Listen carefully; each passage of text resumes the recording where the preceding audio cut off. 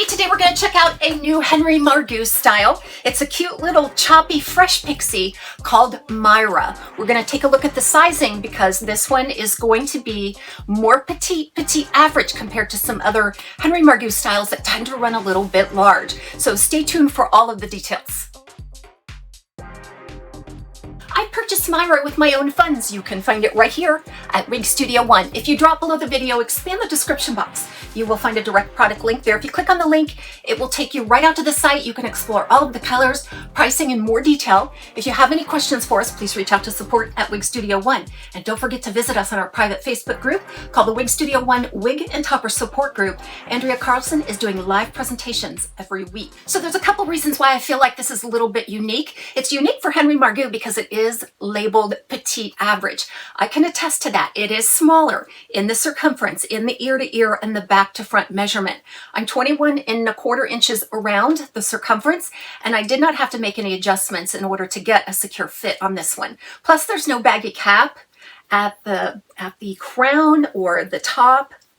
And it just makes me so happy to be able to wear a Henry Margu wig without making those adjustments. So yes, true petite average here. The other uniqueness about this pixie cut is that it features a temple to temple lace front and full monofilament top, open wefts on the sides and back. That's going to give you maximum styling flexibility with all of those beautiful monofilament features that we know and love from Henry Margu. So you see right in the front it's about 3½ inches. And that is a length that really gives me a nice sweep over the eyebrow look in either direction. Now, if I try to scoop that down, I can do it, and it does not get in the eyes. I'm about 3½ from hairline to brows, so it's just above those brows. You notice it does have a bit of a forward movement, and that mimics a natural hair growth from the crown and out and around.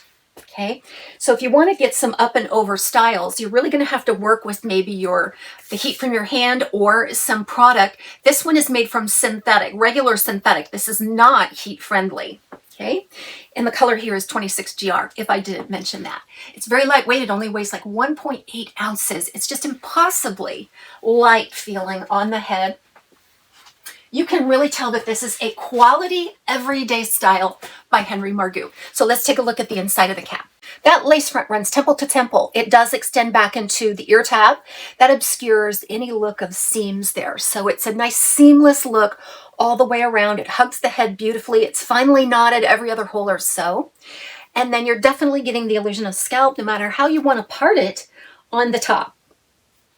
This is an extremely natural, easy to wear, everyday wig style. Density on this one is very light and natural as well, probably due to this layering.